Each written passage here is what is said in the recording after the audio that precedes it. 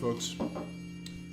Old Man Grognard here again with various and sundry things. I wanted to thank Alexander Winters for giving me my one email today. It's been a quiet day. I'll be going out and get some stuff. Got a lot of stuff coming in this week that I'm waiting on that I can look over so I can do some more reviews. In the meantime, I've got some old stuff I could probably do for my new show, which launched with a couple of episodes, which I was very happy with.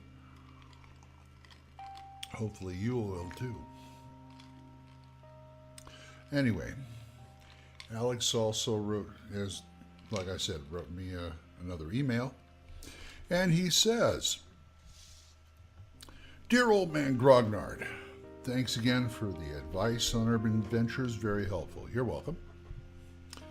Just wanted to shoot you a quick note. The Pathfinder Game Mastery Guide, the Pathfinder Game Mastery Guide has actually proven to be an excellent, if small, resource for any urban campaign. I highly recommend that book for any DM and just about any system. Well, I believe on one of my other shows, I did recommend that.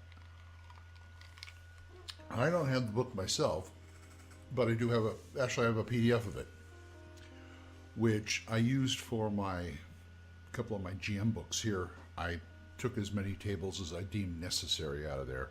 Yes, it's chock full of really good stuff for any game master of any system. I mean, really good, especially fantasy. It's about the only Pathfinder book I would actually want to own.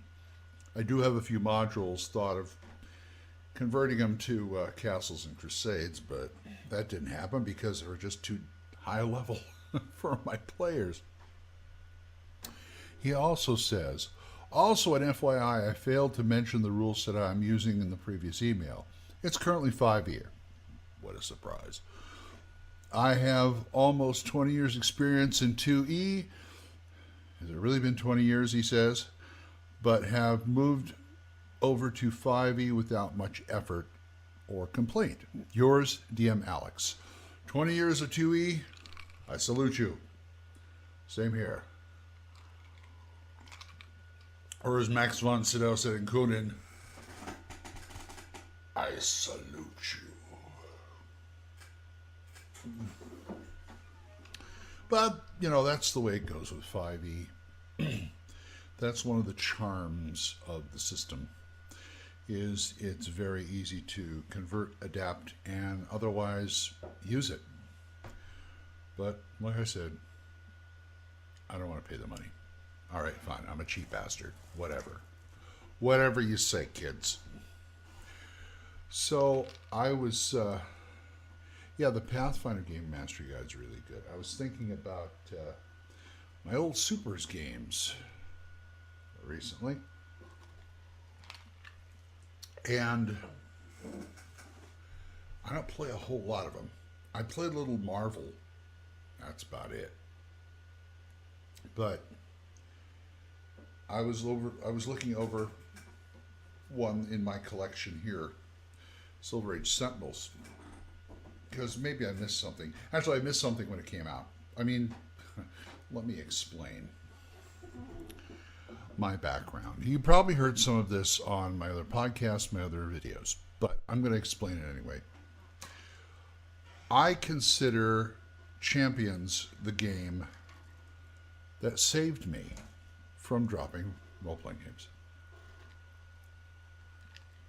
I'd played 2E for a few years, couple of years, and I sort of went away from it because we ended up playing Gamma World a lot, and it was really driving me away because my DM, she loved playing Gamma World, but I was not really thrilled with it because she really didn't do anything with us. I guess she wanted a sandbox campaign, but the thing about sandbox campaigns are you got to give the players something to do. That's fine, go around wandering into trouble, but you got to have something somewhere. Not just keep rolling in random encounters, hoping something will happen. visiting the occasional ruins, which had nothing in them or anything, or fighting some monster. But it got bored. It got boring, and I was about to leave until same GM, same game master, DM. Somebody gave her a copy of first edition Champions when she for her birthday. Oh, she eventually got the book back because I borrowed it, and it's like wow. It wasn't so much the supers thing as the toolbox thing. I'd never seen a toolbox approach to role playing games before, and I made up a couple characters, and never played it because she didn't play it because she didn't understand it. She didn't like it or something to that effect. I don't know, but. Anyway, she let me borrow it, and I used it. And I went to my first convention with my wife at the time, my first wife. And I tried to get into a Game of Champions, and the game master wouldn't let me my characters in because, oh, these aren't up to snuff. I said, well, what do you mean? Well, by that time, second edition had come out of Champions, and I didn't know they'd done major rewrites and fixes in the rules. Because she's just looking at my sheet going, okay, that's wrong, you got to change that, blah, blah, blah. Here, and so I went out and bought my own copy of the box set. Was it a box set? Yeah. And I created like 35 characters in a month just because, oh, wouldn't this be neat? Wouldn't that be neat? And I sort of back-ended myself into the super genre in role-playing. Anyway, I bought 3rd edition when it came out. It was even better. Then 4th edition, the big blue book. Oh, man, I still consider that the best version of Champions. Because all the rules in one place. 5th. I had 5th for a while. It wasn't bad. It was... But the whole thing started to get a little unwieldy. By the time... I never got 6th. It just, because they changed it around too much. I think they were trying to get, they changed the stats and all this other stuff. And I felt like I was relearning a new game, so I didn't do it. But I've always kind of had my love of supers as a genre. And I learned as I got older that Champions takes a lot of work to run. A lot of work. And also, Champions got me back into D&D because of the players. It wasn't the game itself, it was the players. I know a lot of good Champions players and a lot of good Champions game masters, but people took the rules too literally. I mean, Champions in the hero system for me seemed to be rules lawyer heaven. Lord knows I've seen enough of them. But that extended to game masters too, which was what I didn't understand. I've had game masters say, oh, you can't do that. Why? Did you buy it like that? No. And we're not talking about major stuff that we want to, mess around with. We're talking about minor things like maybe a new way to use your character's powers or something. Oh, did you buy it like that? No. Well, you can't do that. That's not the way you run a game. If you're a game master and they can give you a reason to do it, and it's not going to break the game, let them do it. Talk about the cost afterwards, if there is one. They even say in the book, like, I think it's under focuses, like guns and stuff. I says, okay, they grab a gun and use it once, fine. Twice, maybe. But third time, you better pay the points for it. But, but there's many game masters who, they're so anal retentive, I couldn't believe it. I just got tired of it. I went back to D&D because it seemed a lot more liberating. That's around the time of 2E, Alex. And I ran a lot of 2E. That was fun. Played 3E, ran some 3E. Not too crazy about it. I just came to the conclusion there's too much stuff, too much paperwork, too much for everything. And there's no need for that. After I got into the OSR, there is no need for that. That's one of the things I think that I thank 4th edition for, is to put me back into the OSR, because the way they did 4th edition, even more paperwork, and things were turning out. It wasn't a fun game anymore for me. Anyway, I digress. So I spent 12 years playing Champions. 12 great years playing Champions. Then I moved. Then I played maybe two. I moved to Oklahoma City, and I played maybe two games. That's it. Champions. Now the D20 era had been upon us by this time. So I joined the RPGA when I got in Oklahoma City because it was practically the only game in town at the time. And so it was D20, and I got Silver Age Sentinels. This book here. There were two Supers role-playing games for D20. One was this, one was Mutants and Masterminds. I'll get to that in a minute. Anyway, what I did was I bought the D20 version of Silver Age Sentinels. Big mistake. I read through there. I tried to make a character, and it just...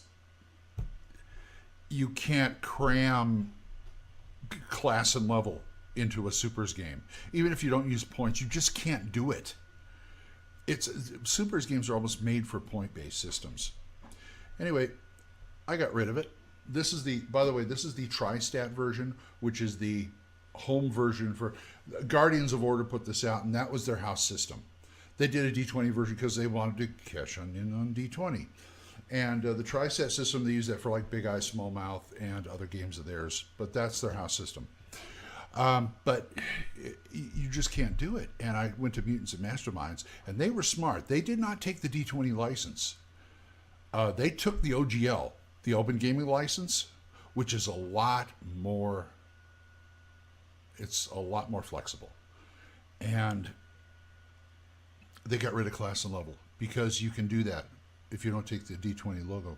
If you don't want that D20 logo on there, you got to abide by Wizards, and you're going to make it fit. It's like you have to make the game fit into the D20 system.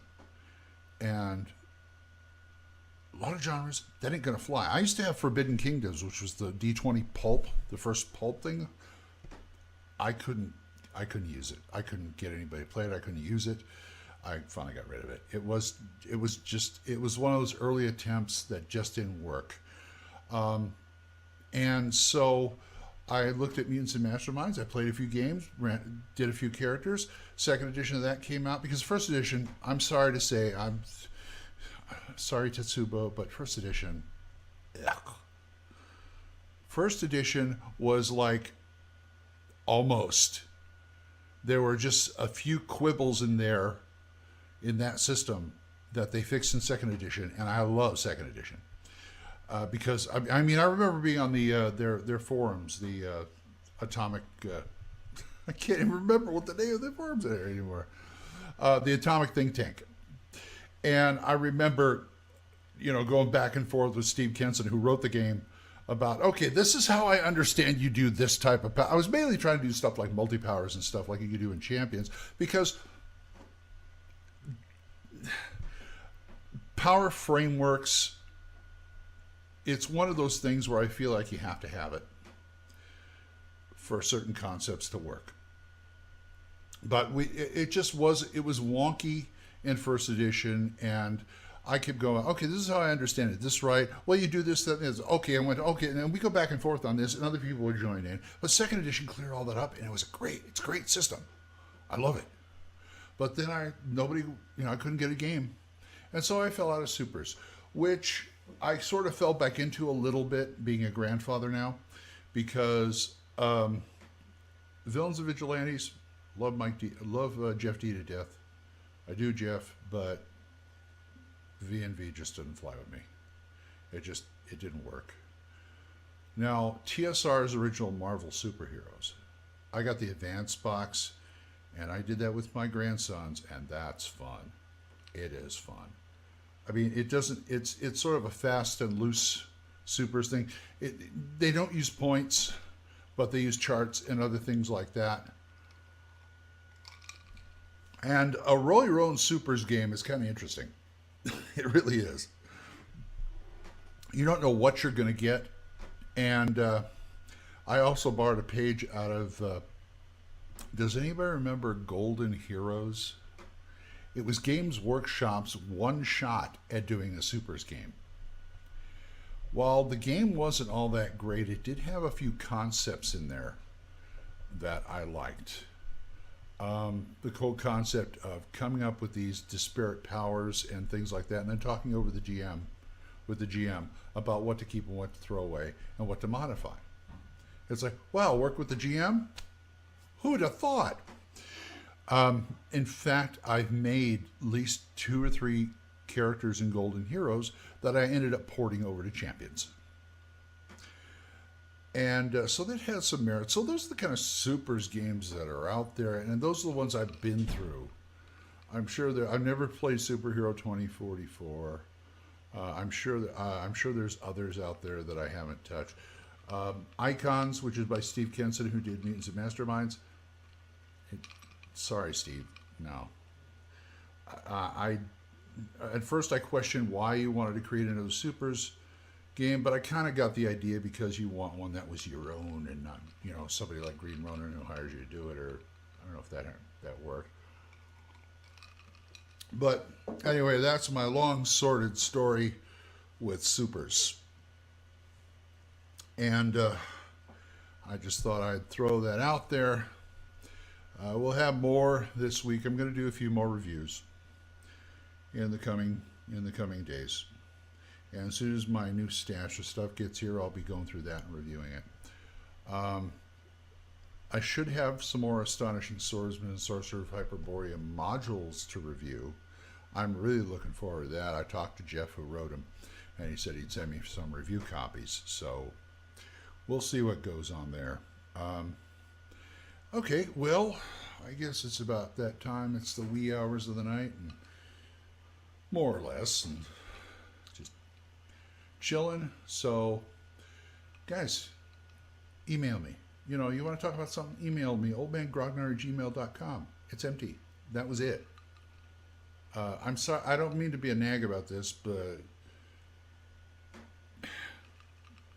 it's nice to. I like talking to you guys. I mean, I like answering your questions and things like that. And finally, I've got a forum here. I finally got a show here to do that, and I want to do that. So whatever I can do to help, oldmangrognard@gmail.com.